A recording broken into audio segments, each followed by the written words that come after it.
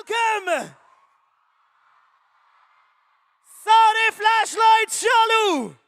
Please welcome the leader of opposition at Lok Sabha, your future champion of this democracy, Shri Rahul Gandhi!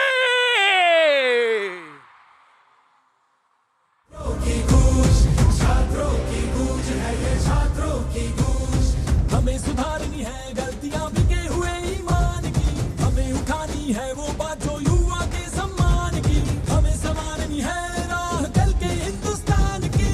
बहुत हुआ चलो युवा, हाथ से हाथ जोड़ के जंजीर अन्याय की तोड़ के, झूठ तेरे सब धोखे और नहीं अब चल पाएंगे।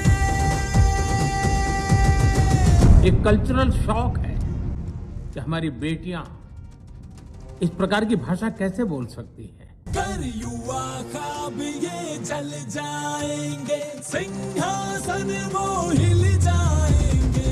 युवा ख्वाब ये जल जाएंगे, सिंहासन वो हिल जाएंगे।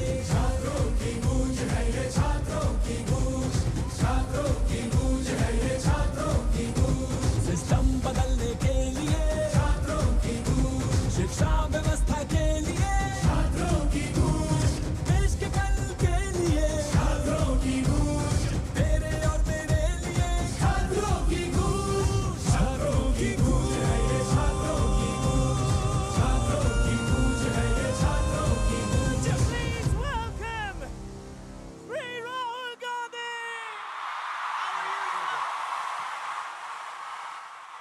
Come on, Pune! Put on your flashlights, make some noise! Hello.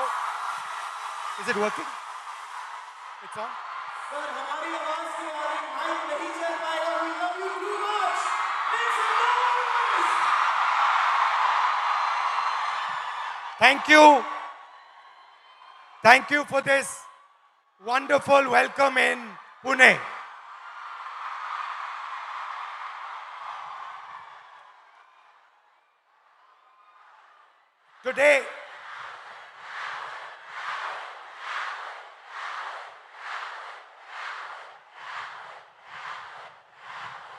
Today, I came to Pune not to give you a lecture, not to tell you what I think, not to talk politics to you, but more to allow you to express yourself, to say what you feel, to say what you think. And what I've done is I've put a little framework, some ideas to allow you to think, express yourself. And we'll discuss some of these ideas with young ladies from the crowd this evening. So I'd like to first of all start by welcoming everybody. सबका मैं यहाँ स्वागत करता हूँ और पहली बार शायद मुझे बॉयज कम दिख रहे हैं या दिख ही नहीं रहे हैं और लड़कियां दिख रही हैं. The idea behind this evening is, as is written over there, break the cage.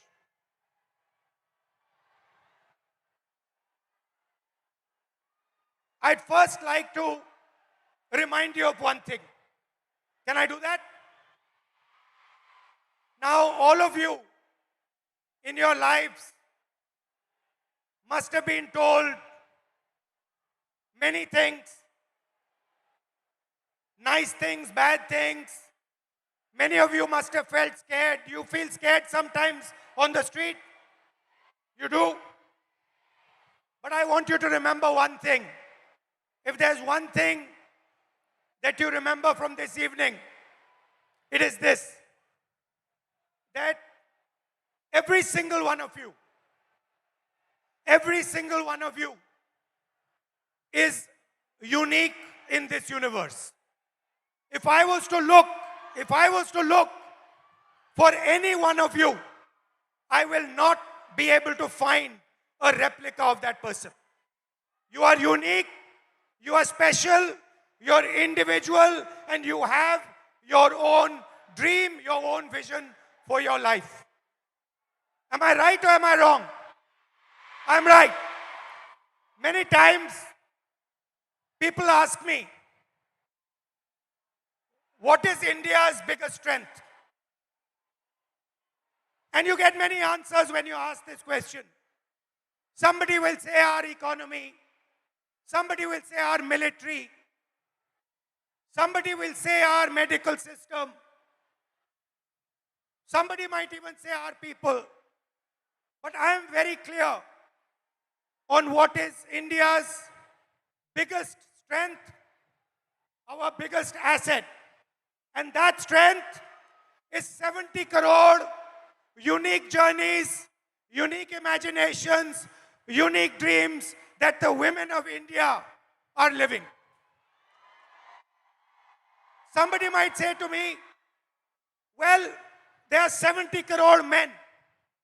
How do you say that 70 crore women are more important? What is your logic? My logic is the following. Women are by nature more sensitive, more gentle, more compassionate, and more forward-looking than men. And that is why I believe fundamentally that India's women, young, old, are India's biggest asset. Now, एक problem है, बहुत बड़ी problem है. Problem क्या है? Problem है कि whenever I speak to a man, women are put in 3 boxes. You are either seen as a daughter, as a wife, or as a mother. Now, there is nothing wrong with being seen as a wife, daughter, or mother. Nothing wrong with it. But this cannot be your only identity. It cannot be that we have brilliant women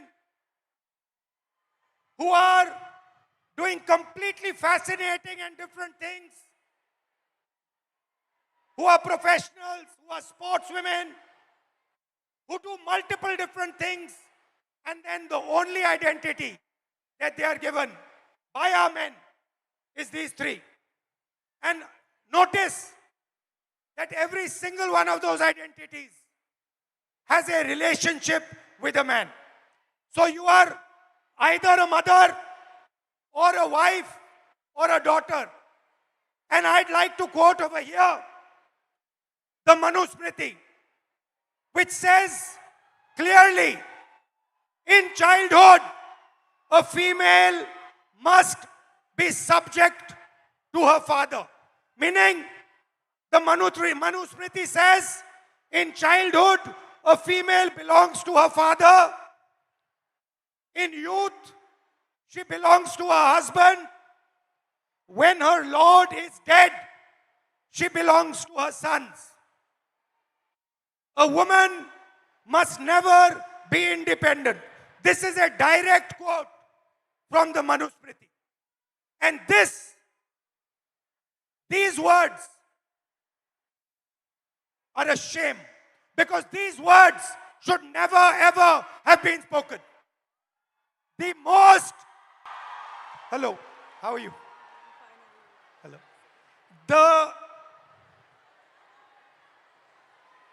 The biggest strength of this country is the fact that our women should be independent, should stand for themselves, should believe in themselves. You belong to nobody. You do not belong to anybody except yourself. You have a relationship with your father. You have a relationship with your brother. You have a relationship with your husband. You have a relationship with your son. But you do not belong to them. You belong to yourself. And I'd like to listen to you. Hello, थोड़ा sir. आपका opinion सुनना है. थोड़ा परिचय कीजिए अपना. Yes. Hello, I'm Advocate Rama Prasad Zavre. I have recently graduated. I'm a lawyer and I will be pursuing masters after this.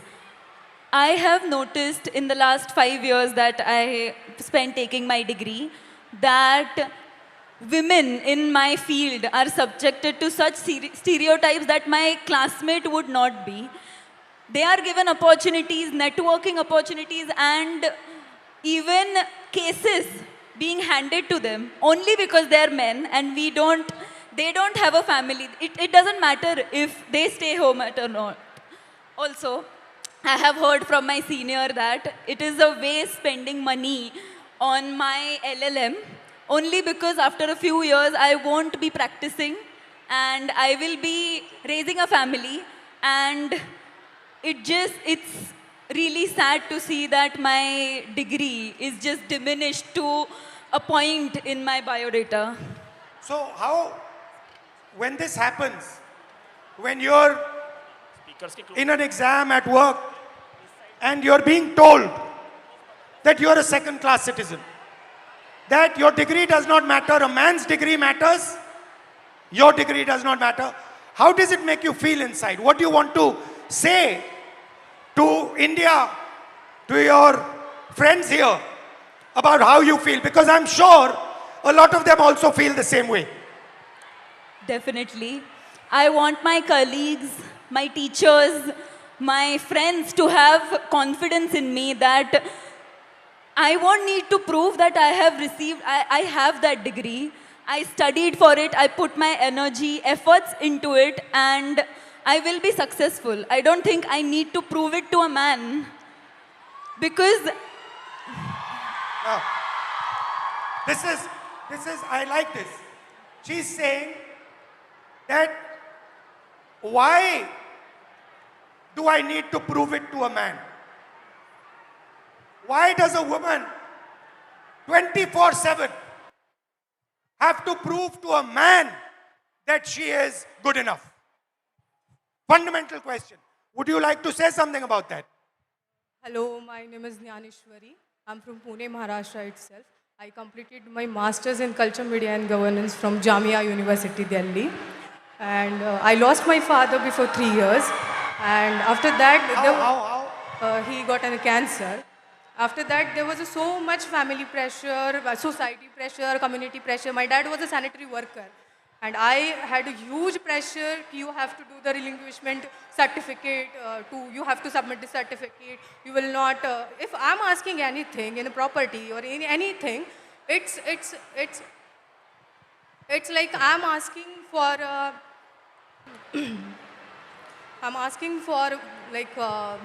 it's not my right. I'm asking for the घर में जो भी सारी चीज़ें हैं उसमें मैं हिस्से मांग रही हूँ, हिस्सेदारी मैं कर रही हूँ. As a woman, I'm asking for a हिस्सा. हाँ, और as a like if is any other man, if I have my brother and it's his right. But if I'm asking, it's मैं हिस्सा मांग रही हूँ. If your brother is asking, yes, it's his right. Yeah. And if you are asking, मैं हिस्सेदारी कर रही हूँ घर Your? में. मैं हिस्सेदारी कर रही हूँ. हिस्सेदारी. Okay. Yes. Again, now I'm come back from Delhi and like there is a huge pressure for marriage, and guy want a girl who is look fair, educated, healthy, but he doesn't want the girl like me who wants to pursue her career. You're a very beautiful girl. What do you mean he doesn't Thank you. want a girl like you? Thank you. But they want a girl like me, but they don't want like a girl who is who wants to pursue her career in journalism, in PR, or any social where you connect with the people, or it has a social job. They don't want like girl like me. They want 9 to 5 girl who is doing office work. She will come back at 5. She will serve you she will cook for you. She will serve you food and everything. The girl like me who wants to go into the journalism field, who wants to go on the... But why would a man not be proud of a wife who goes out, works is independent, is living her own vision, her own dream. Why is it that the Then- man is uncomfortable with this idea? Then I think the man or his family would not be able to control on her, But why is this control so important for a man? because always women treated as a secondary sex or human. They're not treated as an equal, or they're not treated as an equal human being or an equal citizen of this country, I feel. Do you think men feel they are superior to women? Yeah, definitely. Yes. They do. Yes, they do. So it's a mindset problem. Yeah, it's a mindset problem. It's a patriarchal problem. The way it's And you come into contact every day of your life with this patriarchy. yes, The roads are controlled by the patriarchy, yes, right? yeah. The businesses are controlled by the patriarchy. The school education system is controlled by the patriarchy. There is a caste hierarchy. Yeah. So how do you feel about this? Like, I just wanted to treat my education, or I wanted to look at my education it's a dignified thing. I wanted to treat myself as a human being, not as a secondary person or the citizen of this country. Do you get angry? Every day, You get every angry night. that what is yes, going yes. on? How is this Yes. happening? Yes, every day I got angry. Every night I started thinking about this, how it's like this. I'm educated. I completed my masters in Jamia. Still, I'm facing this. I'm an educated one. Still, I have to face this every day, every night, in every table conversation. It's every time. It's like, oh, you are the girl. You will You get. are? You are a girl. You will get everything. It's not about, oh, okay, you are educated, you have your own dreams, you have your own ideology, you can think, you have your own thoughts. It's not never like this. It's always like, you are a girl, you are good looking, so any man will get married to you and you will have a good life. Right. Yeah. Well, thank you. Yes. Thank you. Nice to meet you. Thank you so much. Thank you, sir. So, we came up with the interesting word control. Do you feel that society tries to control you, men try to control you? In everything that you do? So, here is a trap. And there are 4 methods of control. And I want to understand from you, have I got this right or have I got this wrong? The first method of control, violence. Second method of control, disrespect. Time is used against you, and in every single sphere of life, in some way or the other, men and the system is trying to control you, make sure that you do exactly what it wants. Agreed? And very interestingly, this oppression is disguised as concern. Ki we are very concerned about you. That is why we need to control you. Yes? Okay. So, let's discuss a little bit about violence. Let's discuss a little bit about violence. ये जो line है, कुछ हो गया तो, ये आप अपने को बोलती हो? बाहर जाएंगे तो कुछ हो गया तो? Family members tell you, उधर मत जाओ, कुछ हो जाएगा, right? There are 3 तरीके के कंट्रोल हैं, 3 तरीके की हिंसा है, सॉरी. एक तो डायरेक्ट है. मैंने आपको पहली फोटो दिखाई, उसमें मैंने कहा कि 70 करोड़ journeys are there.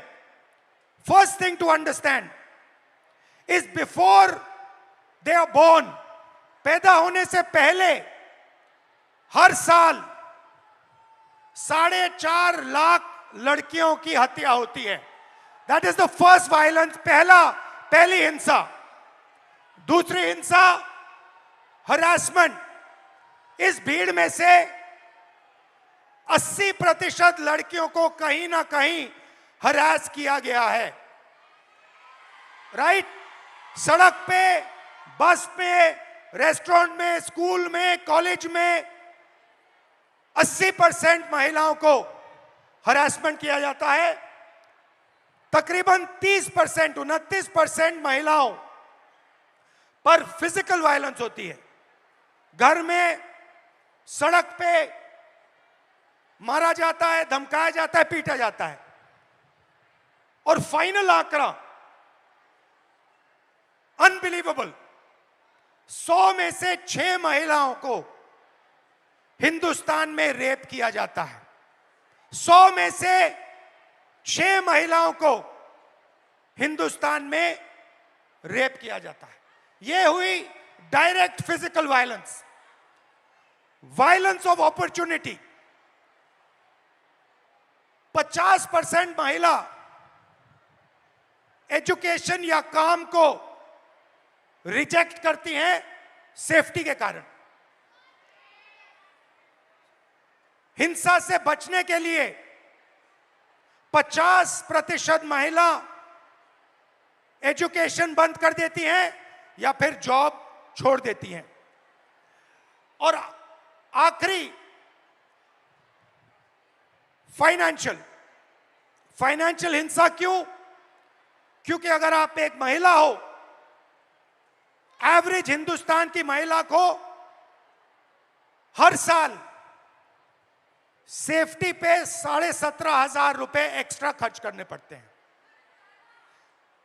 ज्यादा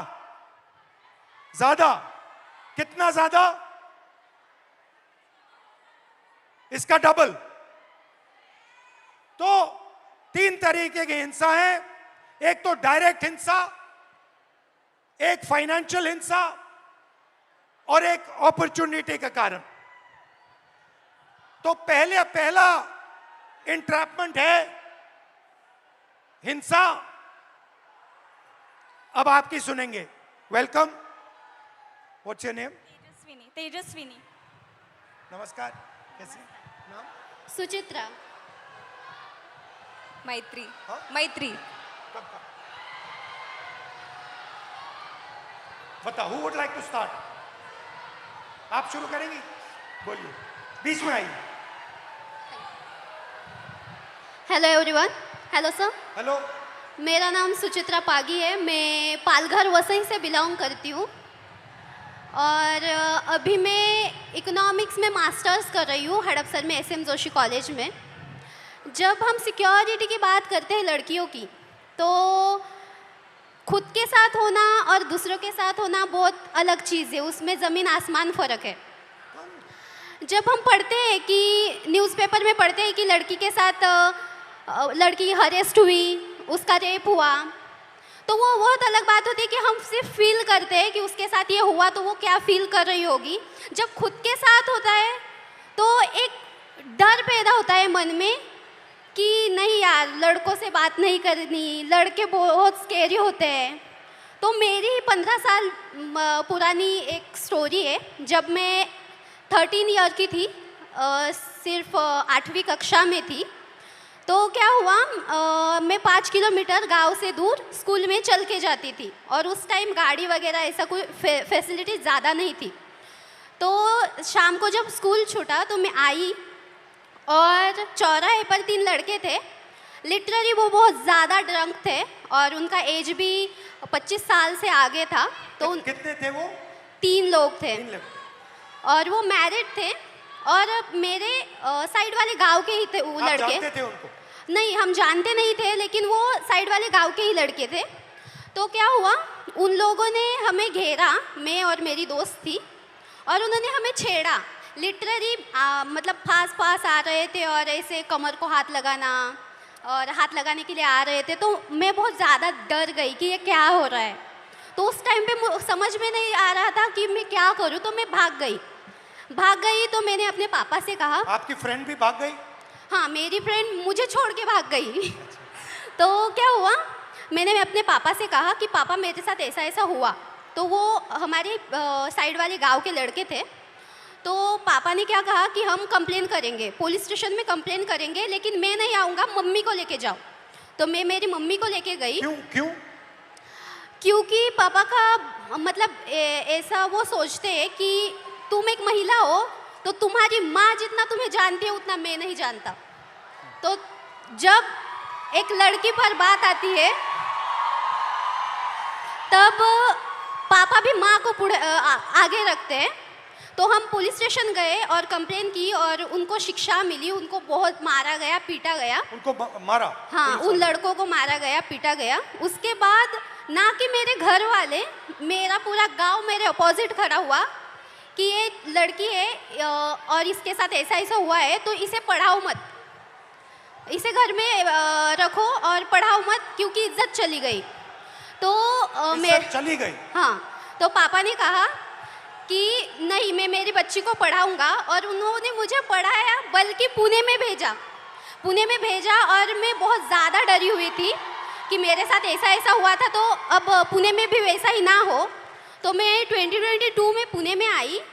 तो जब मैं लाइब्रेरी से आई हॉस्टल में, तो बस PMPL में बहुत ज़्यादा भीड़ थी और मैं गिरने वाली थी। तो एक लड़के ने मेरा हाथ पकड़ा, मुझे खींचा और स्टेबल किया, और आगे एक महिला खड़ी थी, उसके बीच में मैं, और आगे मेरे पीछे वो लड़का खड़ा था। तो लिटरली उस लड़के ने मेरी कमर के इस कोने से लेकर इस कोने तक में हाथ लगाया और मुझे पीछे खींचा, और मैं डर गई। मैंने तुरंत में पीछे मुड़ी और उसके कान के नीचे बजाया, और वह सिचुएशन ये थी सर कि वहाँ पर जो लड़कियाँ थी वो कुछ नहीं बोली। और अब जब मैं स्टेबल हुई कि अब नहीं, मेरे साथ ऐसा नहीं होगा, तो अभी रिसेंटली पिछले वीक में मैं अपने घर से वसई से पुणे आई। पुणे स्टेशन से ट्रेन पर मैं उतरी और वहाँ पर एक ड्रंक आदमी था, वो सामने से आया और लिटरली मेरे यहाँ पर ब्रेस्ट के नीचे छुआ उसने। तो मैंने उसके हाथ को पकड़ा और उसे मारा। वहाँ भी महिलाएं थी, वहाँ पे भी लड़कियाँ थी, महिलाएं थी, लेकिन वहाँ भी उन्होंने कुछ नहीं बोला। मतलब ऐसी सिचुएशन है हमारे इंडिया में, महाराष्ट्र में, कि लड़की के साथ ऐसा होता है तो भी कुछ लड़के होते हैं, लड़कियाँ होती हैं, वो अपने बहनों की तरफ नहीं बोलती, वो सिर्फ तमाशा देखती रहती है। तो मुझे यही सबसे बोलना है कि बहनों, भाइयों, प्लीज़ सपोर्ट करो और अपने सामने कुछ ऐसी सिचुएशन आ रही होगी तो प्लीज़ सपोर्ट करो और उसको बचाओ। मेरे साथ जो हुआ वो किसी लड़की के साथ नहीं होना चाहिए। और मैं बताना चाहूँगी सर कि अभी जो मेरे साथ जो इंसिडेंट्स हुए, तो मैं बहुत ज़्यादा डरती हूँ लड़कों से। मेरे मन में एक डर बैठा हुआ है कि लड़के सब ऐसे ही होते हैं, लेकिन आई एम सॉरी टू से, बट सारे लड़के ऐसे नहीं होते ना। Thank you. मेरा नाम तेजस्विनी है। मैं फैशन टेक्नोलॉजी में मास्टर कर रही हूँ, अभी 2nd ईयर में हूँ। मैं एक छोटे से गांव से आती हूँ। हम 4 बहनें हैं और एक छोटा भाई है। मैं आफ्टर 10 जब पुणे आई तो बेसिक तक का एजुकेशन है वो पूरा किया। कुछ रिश्तेदार, घर वाले, मेरी सिस्टर्स की सपोर्ट के बेसिस पे। पर आफ्टर दैट मैं आगे पढ़ना चाहती थी, तो मेरे घर वाले बोले कि अगर तुम्हें पढ़ना है तो अब शादी कर लो और पति के घर जाके जो करना है वो कर लो। देन आई डिसाइडेड कि नहीं, मैं नौकरी करूँगी और पढ़ूँगी। तो अभी 5 साल से मैं नौकरी कर रही हूँ और साथ में पढ़ाई कर रही हूँ।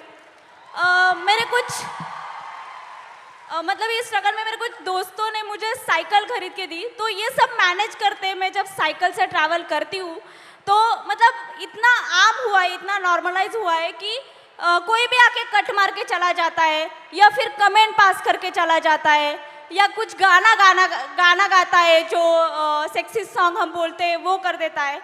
तो मतलब ये इतना नॉर्मलाइज हुआ है कि मैं अभी रिएक्ट करना भी मैंने छोड़ दिया है, क्योंकि मैं करूँगी तो भी क्या करूँगी। क्योंकि जो मैंने सुना था रेसलर के साथ जो हुआ, जिन्होंने हमारे देश के लिए गोल्ड मेडल लेके आए, उनके जो गुनहगार थे उनको clean chit they the.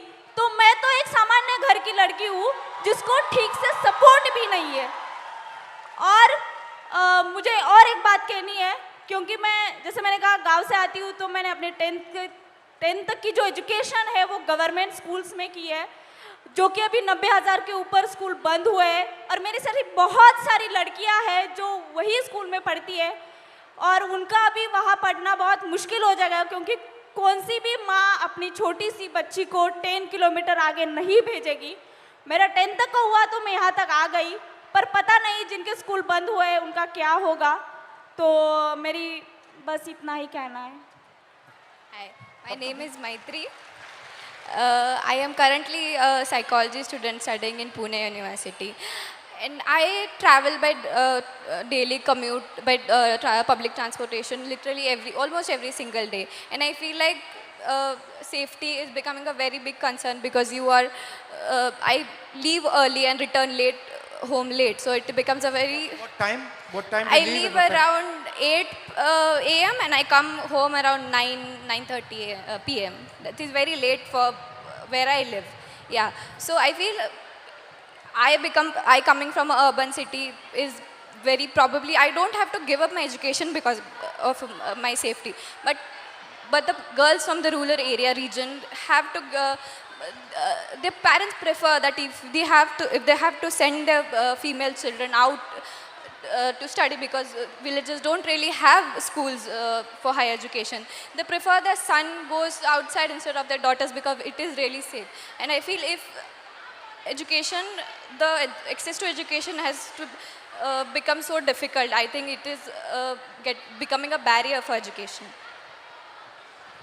Why do you think this mindset, ये जो mindset है कि बेटे को एजुकेट करना है, बेटी को एजुकेट नहीं करना है, बेटा जॉब कर सकता है, बेटी को जॉब नहीं करना है, ये माइंडसेट आता कहाँ से? I think the social norms created around कि लड़के कमा के खिला देंगे माँ बाप को, लड़कियों को तो शादी करके जाना है, तो लड़की का करेंगे क्या? Okay, thank you.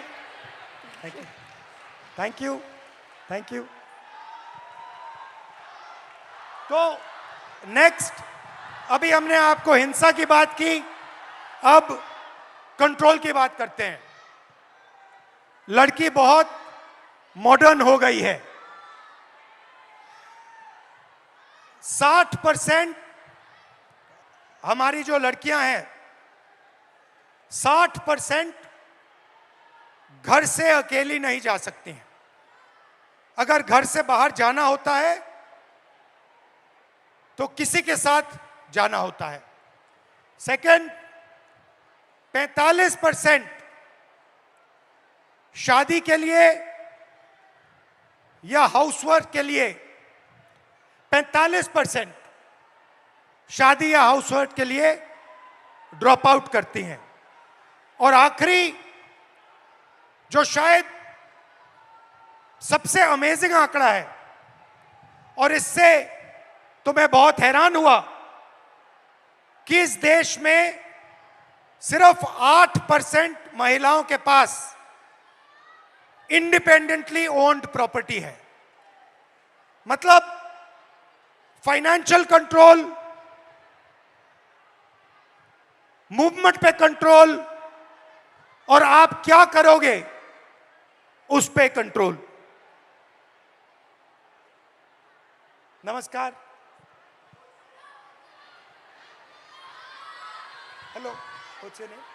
My name is Pradnya. Nisha. Welcome. Oh, you're translator. My name is Sheikh Amna Usama. You can say. What? Yeah, I'm a translator. I'm Anushka, and my name is Anushka, and I'm translator for Nisha. Yeah. So, कौन शुरू करेगा? आप करेंगे? बोलिए। So, नमस्ते control, sir. आपको control कैसे किया जाता है? फाइनेंशियली कंट्रोल कैसे किया जाता है? मूवमेंट में कंट्रोल कैसे किया जाता है? So, namaste sir and hello everyone. My name is Pradnya Kumar Gawande and I am the student of YSY BSc Cyber and Digital Science. So sir, हम सब समझ रहे हैं या फिर ऐसा बोल रहे हैं कि पूरा जो वर्ल्ड है अभी एआई पर डिपेंड है और साइबर सिक्योरिटी पर डिपेंड है। तो मुझे पहले से ही साइबर सिक्योरिटी ये कोर्स करना था, बट ये कोर्स गवर्नमेंट कॉलेजेस में अवेलेबल नहीं है और पुणे के रेपुटेड कॉलेज की फीस अराउंड 3 लाख मतलब एनुअल फीस है सर ये, जो कि मैं अफोर्ड नहीं कर सकती। मेरे पापा ड्राइवर है और मम्मा हाउसवाइफ है मेरी, मुझे एक छोटी बहन भी है और इसके अलावा मैं बच्चों को इवनिंग ट्यूशन्स वगैरह पढ़ाती हूँ। क्लिनिक में एज अ रिसेप्शनिस्ट में काम करती हूँ, जिससे मेरा ट्रैवलिंग वगैरह मैनेज हो जाता है। तो मैंने मेरा डिसीजन चेंज करके दूसरे कॉलेज में एडमिशन लिया, जहाँ पे मुझे साइबर सिक्योरिटी स्कॉलरशिप के साथ नहीं मिल रहा था, तो मैंने दूसरा कोर्स ले लिया, cyber and digital science. So sir मैं क्विक हिल फाउंडेशन की तरफ से साइबर अवेयरनेस करती हूँ और मुझे बच्चों की प्रॉब्लम्स ये समझ आ रही है, महिलाओं की प्रॉब्लम्स ये समझ में आ रही है कि एआई के द्वारा उनके फ़ोटोज़ बहुत अश्लील मतलब वे से एडिट करके उनको डिमांड की जा रही है कि अगर आप मुझे इतने पैसे नहीं दोगे तो मैं आपके फ़ोटोज़ सोशल मीडिया पर डाल दूँगा। और इसका सोल्यूशन सिर्फ और सिर्फ साइबर सिक्योरिटी जो वॉरियर्स जो साइबर वाले हैं उनके पास है। और ऐसे कोर्स को हमें स्कॉलरशिप क्यों नहीं दी जा रही है, और स्कॉलरशिप नहीं है तो गवर्नमेंट में ये कोर्स क्यों नहीं है। और ठीक है, अगर हम लड़कियां ये वर्किंग होके सीख रहे हैं तो फैमिली के रिस्ट्रिक्शंस और सोसाइटी के रिस्ट्रिक्शंस कि इतने बजे घर क्यों आ रही हो, कॉलेज के अलावा आप इधर उधर क्यों घूम रही हो, इतने बजे इसका कॉल क्यों आ रहा है, बाहर जा रहे हो स्कार्फ बांध के ही जाओ, या फिर और कुछ, इनसे बात मत करो, उनसे बात मत करो, ये मत पहनो। मम्मी पापा कहते हैं, कौन कहते हैं आपको? एक्चुअली मेरे मम्मी पापा सपोर्टिव है, बट हम ऐसे एरिया से आते हैं कि अगर हम पुणे में भी रह रहे हैं तो थोड़ा एरिया अलग पड़ता है सर, वहाँ पे सोसाइटी उनको रोक टोक करती है और वो भी सोसाइटी के प्रेशर के अंडर अगर हम पढ़ रहे हैं और हमारे ऊपर फाइनेंशियल प्रेशर है तो हम करियर पर या फिर हमारे जो स्टडीज़ पर कैसे फोकस कर सकते हैं। और दूसरी बात ये है कि अगर हम काम कर रहे हैं तो हमें ये सब रेस्ट्रिक्शंस, ठीक है अगर मैंने माना कि ये हमारे सेफ्टी के लिए है, बट ये तो डायरेक्टली हमारे फ्रीडम पर वार हो रहा है। मैं नहीं चाहती कि मुझे एक स्पेशल फेवर वगैरह मिले, बस मुझे एक फेयर चांस चाहिए सीखने का और खुद के पैरों पर खड़े होने का। That's it, thank you sir. Thank you. मेरा नाम शेख आमना उसामा है। मैं SY BA में हूँ, पॉलिटिकल साइंस है मेरा मेजर सब्जेक्ट। मैं भिवंडी से आती हूँ और मैंने देखा है भिवंडी में नॉट ऑल बट कुछ पेरेंट्स तो ऐसे हैं जो सिर्फ अपनी बच्चियों को इस वजह से नहीं पढ़ा रहे क्योंकि वो लड़कियाँ हैं। उनको यही बोला जाता है कि अरे तू लड़की है, पढ़कर क्या करेंगी। उनको ऐसा लगता है कि ये पढ़ेंगी तो ये इकोनॉमिकली इंडिपेंडेंट हो जाएंगी और वो उनको इकोनॉमिकली डिपेंडेंट रखना चाहते हैं because they want to enjoy the patriarchy और कंट्रोल ओवर देम। उसके अलावा सेकंड थिंग ये कि my parents are very supportive. उन्होंने इतना कुछ होने के बाद भी मुझे बहुत सपोर्ट किया है और पुणे पढ़ने के लिए भेजा। पुणे में मैं एक UPSC एस्पिरेंट हूँ, तो मुझे क्लासेस जाने के लिए, कोचिंग क्लासेस जाने के लिए मैं पब्लिक ट्रांसपोर्ट का यूज़ करती हूँ। पब्लिक ट्रांसपोर्ट में भी लड़कियाँ इतना अनसेफ फील करती है कि कभी कभी ऐसा होता है कि अगर आप बस में चढ़ो और कोई आदमी के पास एक सीट खाली है बस की, तो आपको 10 मरतबा सोचना पड़ता है कि मैं बैठूं या मत बैठूं, मैं रुकूं कि कोई महिला के बाजू में सीट खाली हो जाएंगी, मैं उधर जाके बैठूं। तो ये सीट मिलने के बाद भी बैठने के लिए 10 मरतबा सोचना पड़ता है। सेकंड थिंग, जब हम देखते हैं कि बस बहुत ज़्यादा फुल है, हद से ज़्यादा रश हो गया है, तो भी सोचना पड़ता है कि अरे जाए या मत जाए, कोई छेड़ देगा, कोई पैर टच कर लेगा, तो ये एक टेंशन रहता है। इसका अपोजिट, अगर बस पूरी खाली है तो भी जाने से डर लगता है।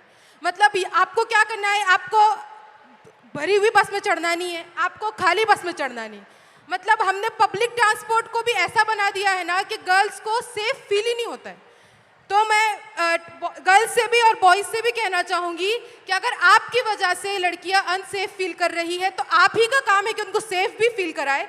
अगर किसी के साथ ये होता हुआ देखे तो प्लीज़ उसके अगेंस्ट में आवाज़ उठाए, एक दूसरे को सपोर्ट करें, बिकॉज हम ये नहीं चाहते कि हमें बहुत ज़्यादा अपॉर्चुनिटी चाहिए, बट जितना हमारा राइट है इक्वल अपॉर्चुनिटी हम भी डिजर्व करते हैं।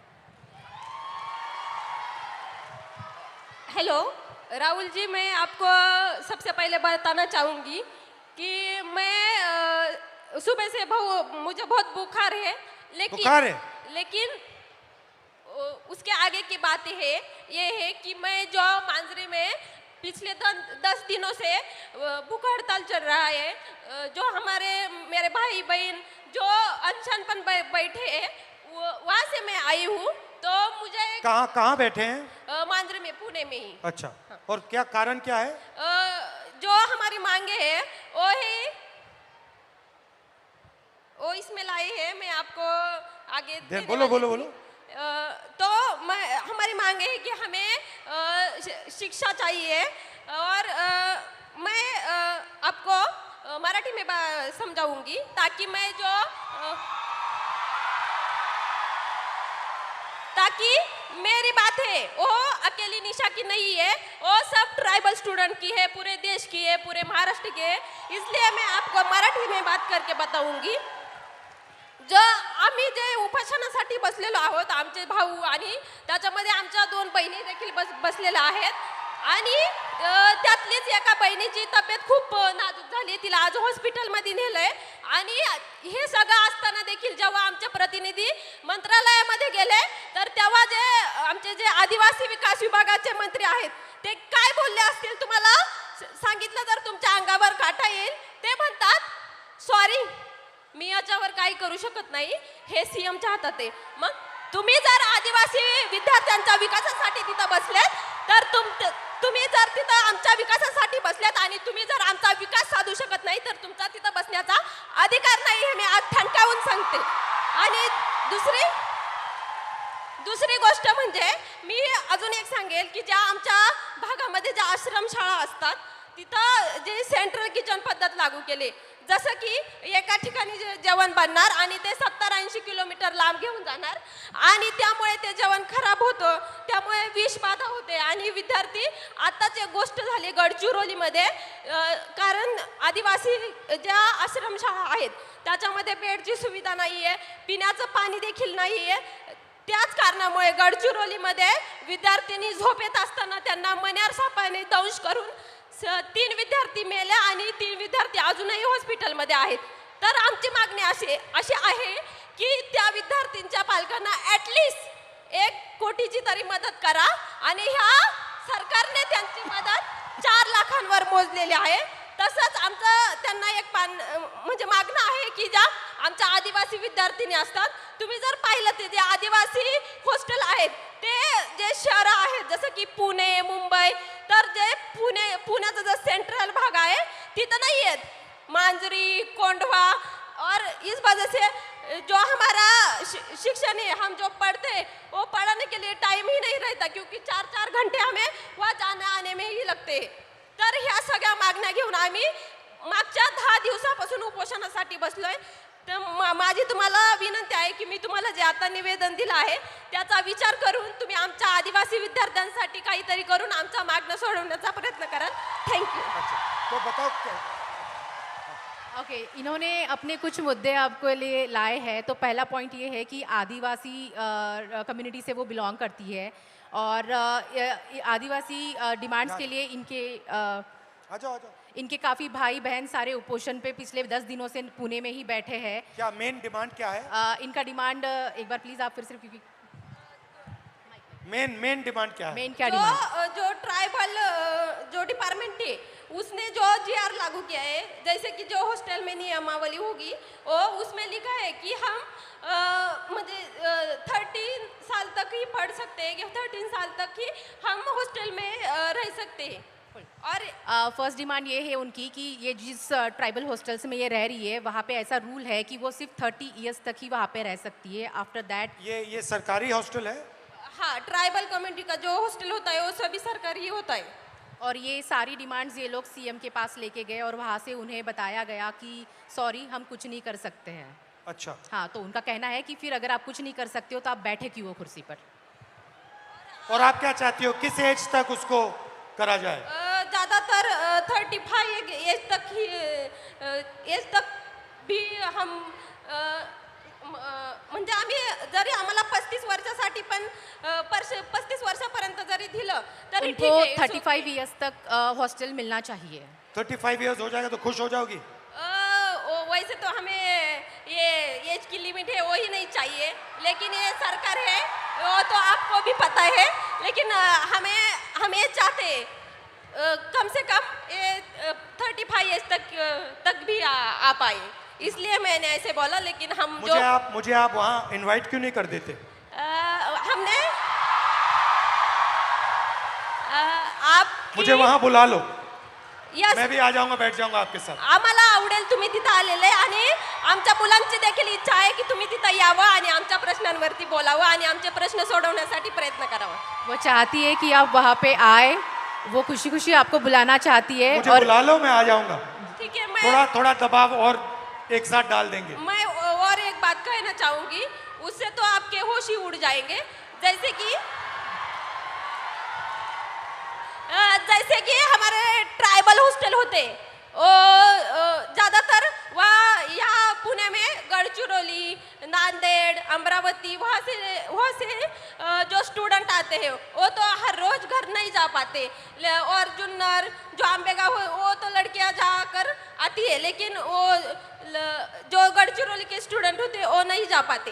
तो हम दिवाली में या किस छुट्टी में गए और 1 महीने से ज़्यादा वहाँ पर रहे, तो वो बोलते हैं कि आप फिटनेस सर्टिफिकेट लाए, और वो फिटनेस सर्टिफिकेट क्या होता है कि हमारी प्रेगनेंसी टेस्ट की जाती है, और हम जब इस बात पे आवाज़ उठाते हैं तो वो बोलते हैं कि आपको 1 महीने में, आप शांति से सुनिए क्योंकि ये बात बहुत ही गंभीर है.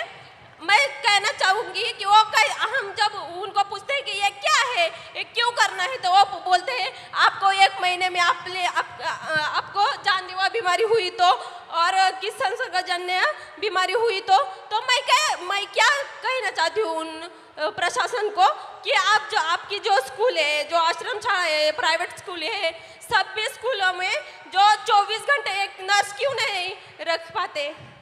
थैंक यू, बहुत अच्छा लगा. मुझे बुला लो, मैं आ जाऊंगा. ठीक है, थैंक यू.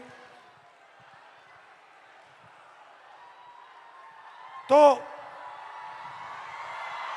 डिसरिस्पेक्ट की बात करते हैं. लोग क्या कहेंगे? पहली स्लाइड में हमने आपको फिजिकल वायलेंस की बात बताई, रेप की बात बताई, हिंसा की बात बताई, मगर शर्म के कारण 99% of sexual violence cases, rape cases, molestation cases, ये अनरिपोर्टेड जाते हैं. तो वो जो 6% का आंकड़ा है वो एक्चुअली सच्चा आंकड़ा नहीं है. सच्चा आंकड़ा उससे बहुत ज्यादा है, मगर शर्म के कारण अनरिपोर्टेड जाते हैं. 84% महिलाओं को काम करने के लिए परमिशन लेनी पड़ती है, और फाइनल सैलरीड महिलाएं जो हैं, किसी भी जॉब में हिंदुस्तान में अगर आप सैलरीड महिला हैं तो आपको 25% सैलरी पुरुषों से कम मिलती है. तो ये बात हुई डिसरिस्पेक्ट की. आखिरी, are they coming? Hello. So before we move on, sir, there is someone very, very special who's joining us here today. Okay. And sir, Bhojpuri गानों से पॉलिटिकल सटायर भी करती हैं. नेहा राठौड़ जी is here. So Neha Rathod ji, please join us. Disrespect, आप disrespect की बात करेंगी? जी बिल्कुल, और बिल्कुल डिसरिस्पेक्ट और इज्जत पे हम लोग बात करने आए हैं. तो मैं आप लोगों को बता देना चाहती हूँ, मेरा नाम सर नेहा है, नेहा सिंह राठौर मेरा पूरा नाम है. मैं भोजपुरी में लोकगीत लिखती हूँ, गाती हूँ, और मैं सरकार से उन तमाम मुद्दों पर सवाल पूछ लेती हूँ जो सरकार को पसंद नहीं आते, और बदले में मुझे ढेर सारी गालियाँ और FIR झेलने पड़ते हैं. ये किस बात की इज्जत है भाई महिलाओं की? डेमोक्रेसी में हम अपने प्रधानमंत्री से सवाल नहीं पूछ सकते हैं, तो ये किस बात की इज्जत है? मुझे याद है सर, मैं शादी करके नई नई ससुराल आई थी और मैंने उस दौरान एक गीत गाया था यूपी में काबा, और मेरे पीछे जीप भर भर के पुलिस भेजी जा रही थी। गांव देहात के लोग मेरे हस्बैंड के बारे में, मेरे ससुराल के बारे में बहुत कानाफूसी करते थे कि बताओ कैसी लड़की ब्याह लाया है, पता नहीं कौन सा क्राइम करके आई है, ये पुलिस आ रही है। तो ये किस तरह की इज्जत है? और मैं समझती हूँ कि एक महिला होने के नाते, एक महिला होकर अगर आप समाज में नाम बनाना चाहते हैं या किसी सामाजिक मुद्दे पे मुखर होकर बोलना चाहते हैं, सर ये बहुत कठिन है। पुरुषों की ट्रोलिंग बहुत अलग तरीके से होती है, महिलाओं की ट्रोलिंग बहुत अलग तरीके से होती है। महिलाओं के लिए कुछ नहीं करना है, बस इसका चरित्र खराब है बोल दो, यही बोल दो, और इतना काफ़ी है सर, हम हतोत्साहित हो जाते हैं। वो तो अलग बात है कि मैं थोड़ी ज़्यादा ढीठ लड़की हूँ, तो मैं नहीं डरती हूँ। वो सर मुझे गालियाँ दे रहे हैं पिछले 5 सालों से और कहते हैं तुझे पिछले 5 सालों से गालियाँ दे रहे, तू सुधरी नहीं। मैं उनसे बता देना चाहती हूँ कि मैं नहीं सुधरने वाली हूँ। मुझे भी सालों से गाली दे रहे हैं, मैं भी नहीं सुधर रहा हूँ। बिल्कुल बिल्कुल सर। मुझे याद है सर, एक और अगर समय हो तो मैं एक गीत सुनाना चाहूँगी सर, अगर समय हो तो, क्योंकि मैं भोजपुरी के लोकगीत लिखती गाती हूँ। अरे औरत पे जोर दिखावे ई कैसा मर्दाना, मर्दाना की मैं बात कर रही हूं तो समझ लीजिएगा वही 56 इंच वाला। औरत पे जोर दिखावे ई कैसा मर्दाना, साहेब छोड़ दो ना बेटी बहुओं को धमकाना। अरे बात बात पे ये FIR करवाना, बात बात पे ये FIR करवाना, साहब छोड़ दो ना बेटी बहुओं को धमकाना। अरे हम हैं आम जनता न हमको आजमाना, हम जानते हैं कुर्सी पे बैठाना उतरवाना, हम जानते हैं कुर्सी पे बैठाना उतरवाना। अरे मुश्किल है मेरा, इनफैक्ट हमारा मुश्किल है मेरा हौसला तोड़ पाना, साहेब छोड़ दो ना बेटी बहुओं को धमकाना। बहुत अच्छा गाया। पानी लेंगे? नहीं सर, थैंक यू। और कुछ बोलेंगे? और एक गीत सुना दो सर, अगर आपके पास। हाँ। सर महिलाओं की बात हो रही है, लेकिन एक और चीज़ जो मुझे लगता है इस देश में इस समय अल्पसंख्यकों के खिलाफ एक नैरेटिव सेट करने की कोशिश की जा रही है, जो बहुत गलत है। उनकी वतन परस्ती पे बात आ गई है, उन्हें आतंकवादी कहा जाता है, उनके देश प्रेम पर सवाल उठता है, तो एक गीत बहुत ज़रूरी हो जाता है सर। मैं एक गीत गाना चाहती हूँ। अरे तुम सा कोई झूठा और बेईमान नहीं है। झूठा बेईमान बोल रही हो तो समझ में आ रहा है? हो तुम सा कोई झूठा और बेईमान नहीं है, किसी एक की बपौती हिंदुस्तान नहीं है।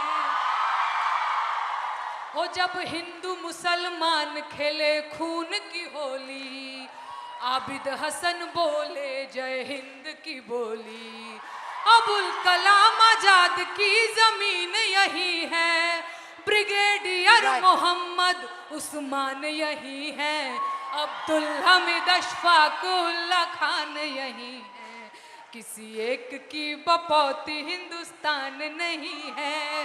तुम सा कोई झूठा और बेईमान नहीं है, किसी एक की बपौती हिंदुस्तान नहीं है। शुक्रिया सर, शुक्रिया, शुक्रिया सर।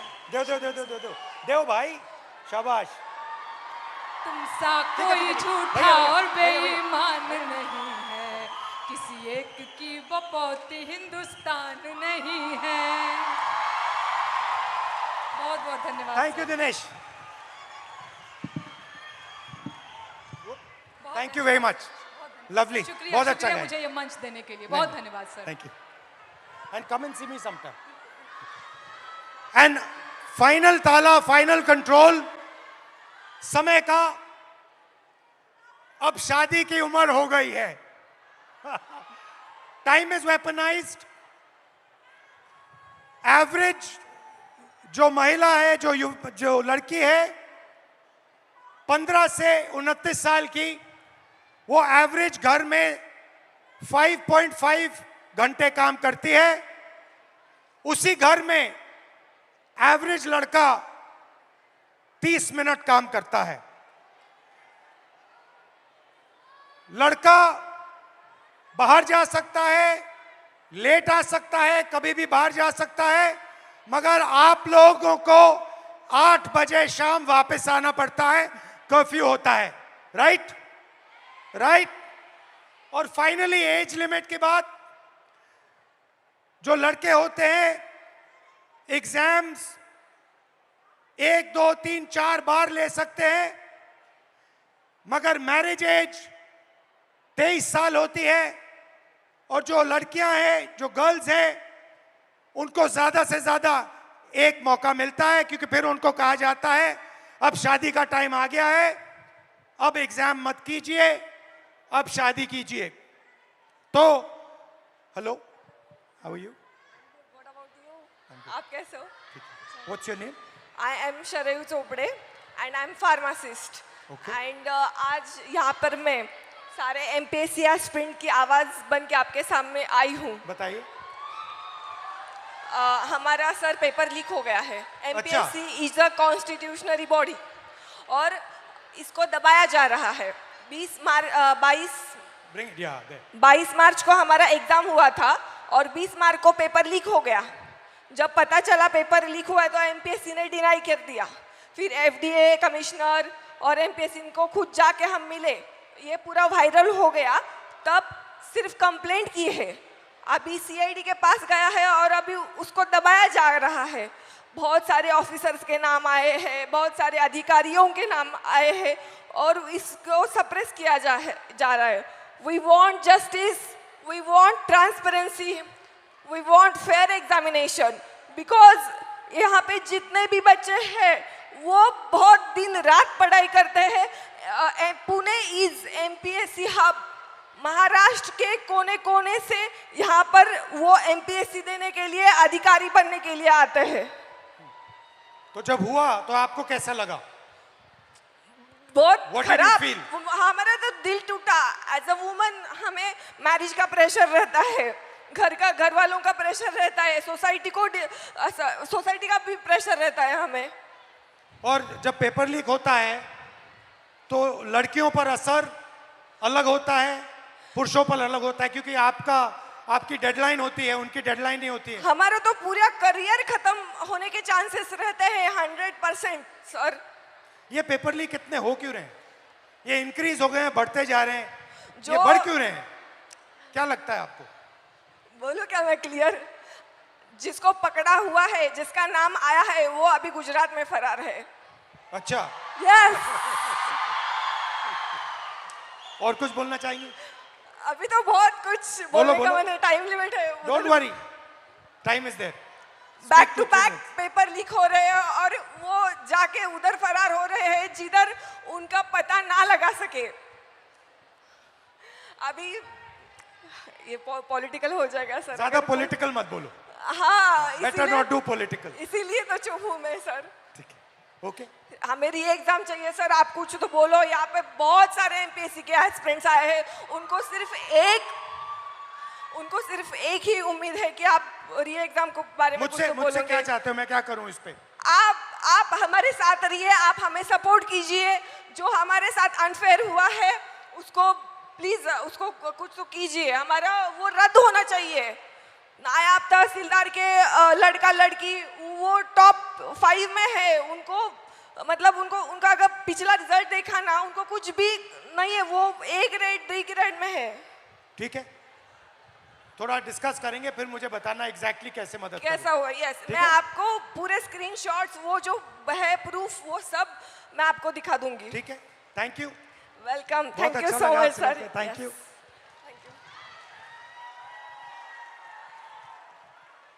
तो शुरुआत में मैंने कहा कि एक माइंडसेट है, मनुस्मृति का माइंडसेट, महिलाओं को दबाने का माइंडसेट. और मैं थोड़ी छोटी सी वीडियो आपको दिखाना चाहता हूं और फिर इसके बाद आपसे एक सवाल पूछना चाहता हूं.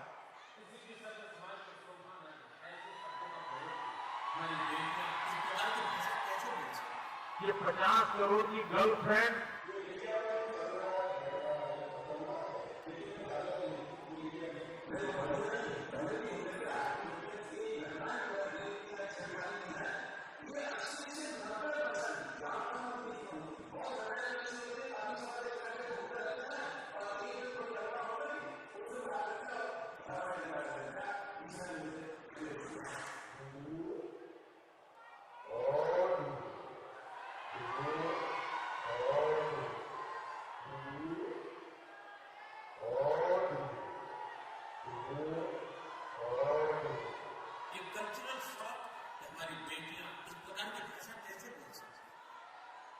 तो मेरा सवाल है और आपसे सवाल है कि जंतर मंतर में गालियां लड़कों ने भी दी और लड़कियों ने भी दी, बट प्रधानमंत्री कह रहे हैं कि गाली देना कल्चरल शॉक लगा हमें क्योंकि लड़कियों ने गाली दी. लड़के गाली दे तो कोई प्रॉब्लम नहीं है, उनके लिए अलाउड है, मगर अगर लड़की गाली दे तो कल्चरल शॉक है, शोभा नहीं देता. मोहन भागवत जी कहते हैं कि इंडिया में रेप होता है और भारत में रेप नहीं होता है. खट्टर जी कहते हैं कि 80% रेप महिला के कारण होते हैं. तो ये एक माइंडसेट है और ये इस माइंडसेट से लड़ाई चल रही है. माइंडसेट क्या है कि लड़की की एक जगह है, वो पिंजरे में बंद होनी चाहिए, उसका कंट्रोल रहना चाहिए, उसको काम नहीं करना चाहिए और लड़कों को फुल फ्रीडम मिलनी चाहिए. वो जो भी करना चाहे करें, गाली देनी है गाली दें, काम करना है काम करें. ऐसा हिंदुस्तान हम नहीं चाहते. हम न्याय चाहते हैं, सबकी रिस्पेक्ट होनी चाहिए, सबकी रिस्पेक्ट होनी चाहिए, लड़कों की होनी चाहिए, लड़कियों की होनी चाहिए. और ये जो आपके दिल में है, जो डर है, इसको जल्दी से जल्दी मिटा देना चाहिए हमेशा के लिए. तो आइडिया क्या है? ये जो महिलाएं हैं, जो लड़कियां हैं, ये हिंदुस्तान की स्ट्रेंथ है. आप इस देश की फाउंडेशन हो, आप इस देश के फ्यूचर हो. आपको पेट्रियार्की दबाती है, डराती है, धमकाती है, कंट्रोल करती है. मिलकर इस पेट्रियार्की को खत्म करना है. Smash the patriarchy. And my message to you, simple message: be loud, be proud and fight for your space in society. Hello? Huh? So we'll do it. I'll just do it. Come. Hello. देश में लोकशाही आज लग रहा है.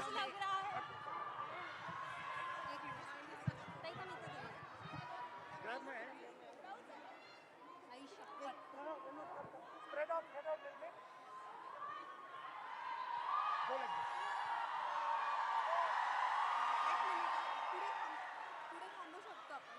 Thank you.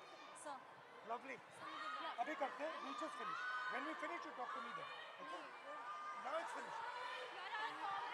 Lovely to meet you. मुझे बुला लो. हाँ जी everybody, थोड़ी आवाज हो जाए सर के लिए. Come on everybody, let's go. थोड़ी और एनर्जी. पुणे एनर्जी कहाँ है? Yeah. So we just address them in Marathi saying Pune Manje Prem. Okay. It means Pune means love. Pune Manje Prem. Pune Manje Prem. I'll ask you. Yeah. And I say Pune Manje Prem. You have to all say it. We'll just do it. We'll just do it. Okay, and now, girls, सुनो, sir Pune में आए हैं, तो पुणे वालों के लिए भी तो कुछ खास message sir. Pune Manje Prem. Thank you. Pune मंजे प्रेम. पुणे बोल मंजे दिया, प्रेम. guys. से- क्या बात है. थोड़ी और पुणे आवाज हो म्हणजे जाए. प्रेम. पुणे म्हणजेच प्रेम. Pune Manje Prem. Love you all. Thank you. Good night. Well, there is still something else, sir. There is okay. There's Tell me. still something There's else. the selfie. There is, that definitely is, but there's something else also. Okay. क्योंकि आपने कहा पुणे मंजे प्रेम, and what is that? अच्छा, पुणे तिथे काय उने. वो भी है. बट क्योंकि सर ने ये कहा, हमने सर के लिए भी एक सरप्राइज रखा है. अच्छा. We have a surprise for you. Ladies, do you mind coming onto this side? Ma'am, do you mind coming onto that side? We have a surprise for you, sir. क्योंकि आप पुणे में आए हैं, the send off to you should be Pune style. Okay. Here we go. Bring them in. Pune style celebration then. Let's go. We walk out.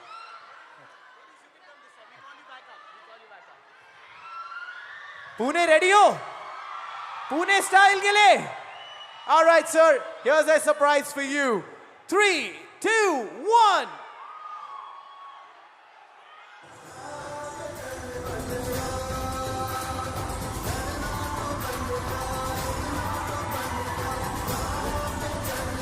I don't have to dance. हम आग नहीं उजाला बनना चाहते हैं. हम शोर नहीं आवाज बनना चाहते हैं. हम भीड़ नहीं एक पहचान बनना चाहते हैं.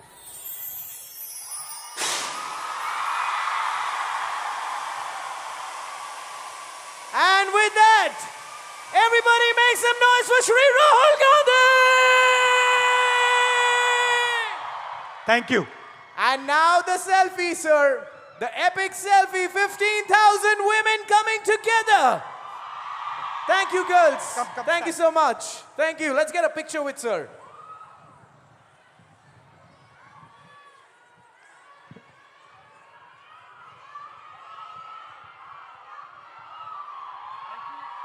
I got worried. I thought you were going to make me dance. No. Panic. Thank you. Yeah. And now, Thank you. and now, सब तैयार हो जाओ सर के साथ सेल्फी के लिए एवरीबॉडी. सारे मोबाइल फ्लैशलाइट ऑन, सारे के सारे. सर, पिछली बार आपने पिंक शर्ट पहना था, ये तो जलजला मच गया था. इस बार yellow is the season. I am sure पूरा इंडिया ये भी फॉलो करने वाला है. Let's get a nice selfie now everybody. Come on, here we go. Very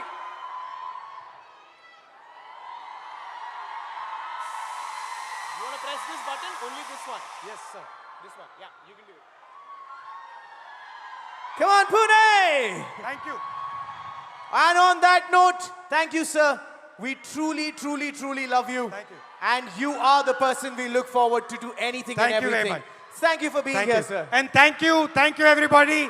Thank you for a lovely evening. Come. Really? She wants to come. Oh my God. अब तो sir ने कह Why दिया don't the other girls also come?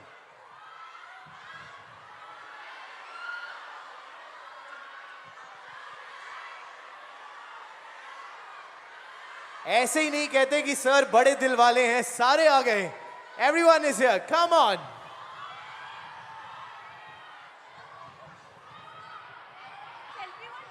We do a selfie. Come. Hi.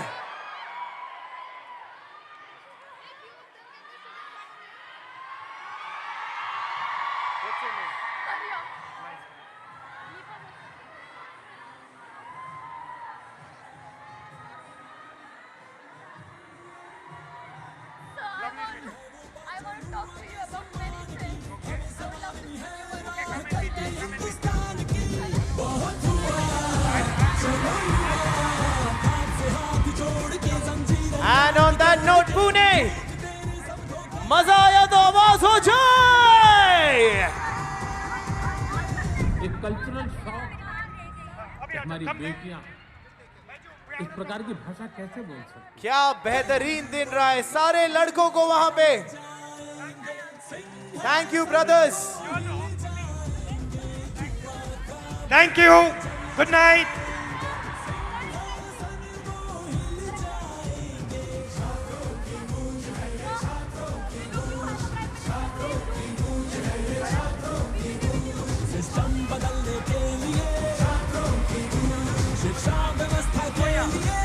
I forgot. Welcome and love you to the boys also. Good night. Thank you. Thank you. Thank you, sir. And now, छात्रों की इस गूंज को और celebrations को बढ़ाने के लिए पूरी दुनिया को सोशल मीडिया पे अब आपको बताना है. Thank you so much, Pune की सारी लड़कियां. All the girls who came up here. We love you, we respect you, you're the future of the country. Thank you so much.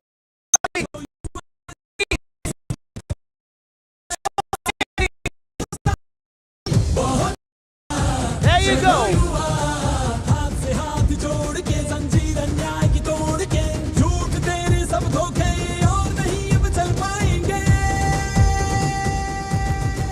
एक कल्चरल शॉक है कि हमारी बेटियां इस प्रकार की भाषा कैसे बोल सकती हैं. कर युवा ख्वाब ये जल जाएंगे सिंहासन